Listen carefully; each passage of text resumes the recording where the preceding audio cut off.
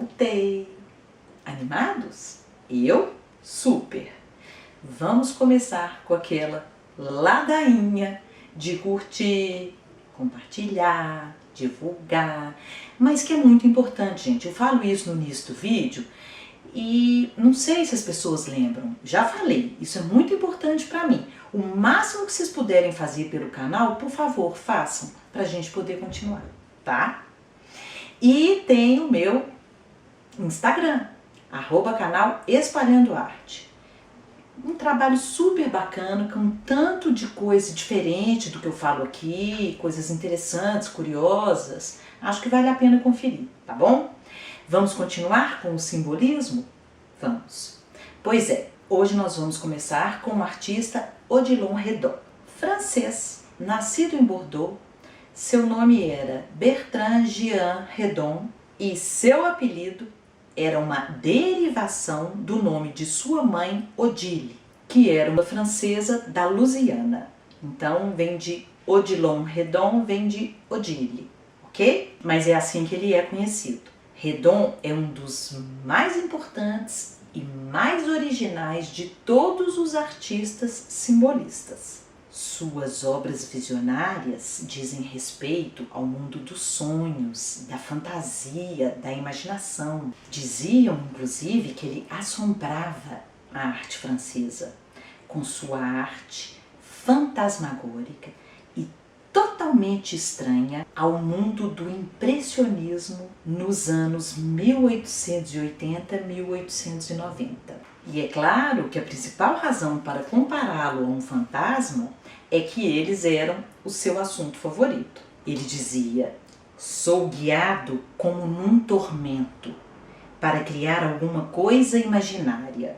Bem, ele primeiro ficou famoso com sua série chamada Noir, que eram composições monocromáticas que exploravam os poderes expressivos e sugestivos da cor preta. Nessa série ele trabalhava tanto com desenhos em carvão quanto com gravuras litográficas. Nessa série ele fazia obras que caracterizavam o seu simbolismo com temas misteriosos e invenções bizarras e oníricas. Em O Olho como um Estranho Balão se Move em Direção ao Infinito, de 1882, um globo ocular se transformou em um balão estranho, com seu olhar dirigido para o céu à medida que se eleva acima do horizonte. Em vez de uma cesta com passageiros, o balão carrega uma cabeça decepada em uma bandeja. Aliás, muito parecida com a de São João Batista na história bíblica de Salomé. Eles adoravam esse tipo de história. No canto inferior esquerda podemos ver uma planta com as folhas semelhantes à de uma palmeira e o céu está cheio de nuvens espessas. Pesado. A cabeça ou globo ocular, dissociado do corpo físico, é um símbolo de liberdade das restrições da vida cotidiana e da conquista de um plano superior de consciência. Como escreve uma fabulosa curadora do MoMA, Museu de Arte Moderna de Nova York: flutuando em direção ao infinito, livre das limitações do corpo e da mente. Os olhos de Redon são livres para realmente ver além da realidade, além da natureza, além do visível. Excelente interpretação. Bem, depois de 1890, ele começou a trabalhar com cores em óleos e pastéis que demonstravam o seu forte senso de harmonia. Isso mudou a natureza de seu trabalho de macabro e sombrio para alegre e requintado. Ele introduziu estudos florais sensíveis e rostos que parecem estar sonhando ou perdidos em devaneios. E desenvolveu uma paleta única de tons granulados e brilhantes. As cores do Redon vamos respeitar. Um detalhe importante no trabalho dessa fase de Redon são os amontoados de flores estranhas que acabaram sendo uma assinatura dele. E esse decorativo? Por quê? Pois então, a síntese expressiva de um sentimento devia ser uma convincente transcrição dele e, ao mesmo tempo, um objeto feito para dar prazer aos olhos. Podemos ver isso no quadro Mistério, onde o significado intangível da pintura se presta a várias interpretações, tornando o título especialmente apropriado, mistério, né? Você não sabe, mistério é mistério, não sabe? Você pode interpretar do jeito que você quiser. Como Redon escreveu, o significado do mistério é estar sempre na ambiguidade, ter formas que serão ou que se tornarão de acordo com o estado de espírito de quem vê. E já que ele lida com um mundo imaginário, sua técnica continuará a se concentrar em sugerir e não descrever o tema. Temos, aliás, uma ótima comparação para a gente entender como que cada vez mais o objeto deixa de ser considerado como tal para tornar-se símbolo da ideia. Vamos pegar dois trabalhos com absolutamente o mesmo tema. Um do Gustave Moreau, que eu falei na aula passada, precursor do simbolismo, e esse de Redon. Dois Orfeus. Redon só insinua, ele traz a atmosfera, faz a gente imaginar.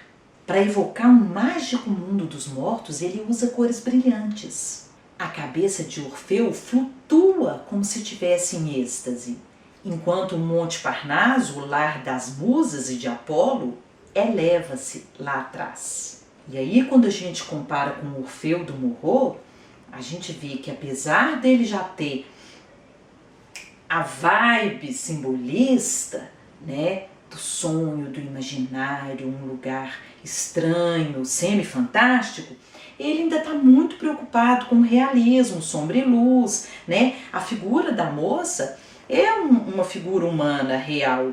A lira está ali fundida com a cabeça, mas existe um espaço, existe uma profundidade, existem planos. Já no do Redon, ele se libertou do espaço, do real, do sombra e luz, né, do volume, e é só imaginação, né? Você interpreta, você viaja com ele. E aqui, nesse trabalho do Redon, também vemos o amontoado de flores estranhas, que eu falei que acabou sendo uma assinatura dele. Temos também um outro trabalho dele chamado Cita, feito em cerca de 1898, e é um trabalho feito em pastel com toques de lápis preto Conté. Esse quadro foi recentemente intitulado Evocação, o que faz desse título algo que é propriamente vago. O que quer dizer evocação, né? Evocar, chamar algo geralmente sobrenatural, fazendo com que apareça. Venha calhar. Redon mesmo dizia: meus desenhos não têm intenção de definir nada. Eles inspiram, eles conduzem, como a música, a um mundo ambíguo, onde não há causa nem efeito. Suas composições, muitas vezes, como nessa obra, uma única figura, se encaixam perfeitamente em imagens íntimas. Ele evita a preocupação com a habilidade técnica e não tenta amenizar a rigidez de seu estilo de desenho arcaico e quase primitivo. E olha como a riqueza saturada das cores dá um efeito exótico, alucinatório ao pastel. Vamos agora sair um pouquinho da França. Vamos falar de um outro artista super, hiper, trans, mega importante que eu amo. Tem um xodozinho especial por ele. Gustav Klimt, artista austríaco, nasceu no pequeno subúrbio de Baumgarten, a sudoeste de Viena. Pioneiro do simbolismo, foi um dos membros mais importantes do movimento de secessão de Viena, o que faz sua ligação também com o Art Nouveau. É aquela velha história que eu falo, né, gente?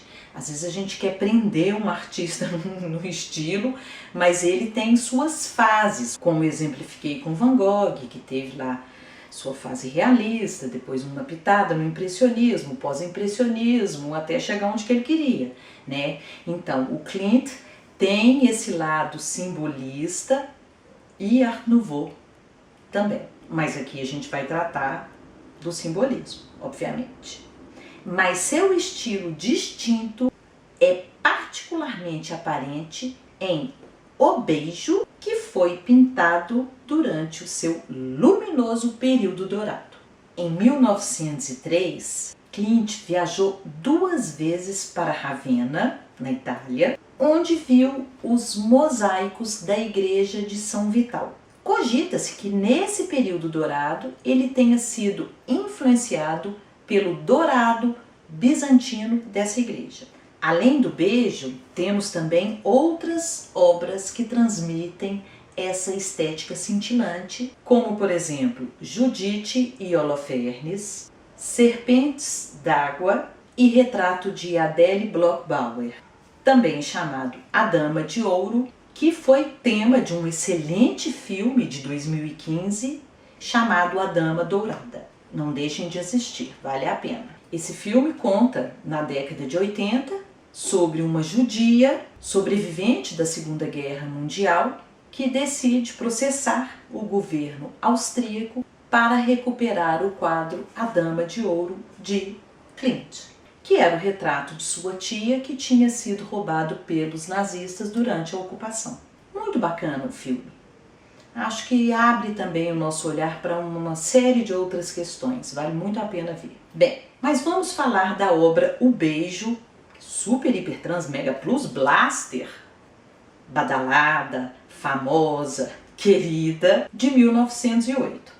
Klimt frequentemente explorou o tema amor em seu trabalho. A gente pode ver isso em suas obras iniciais, como por exemplo O Amor, de 1895, que embora estilisticamente tenha pouco em comum com as pinturas mais conhecidas dele, seu tema romântico transmite seu interesse em explorar e capturar o amor.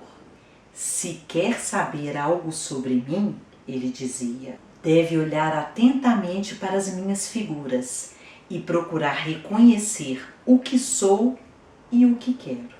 Aqui vemos a característica simbolista de usar temas com abordagens pessoais. Só que nesse quadro, a sua pintura ainda se parece muito com a dos primeiros simbolistas franceses, com essas formas diluídas no espaço que parecem assim, que surgem do nada, uma aparência de sonho, né? E fora também a presença do elemento decorativo muito forte.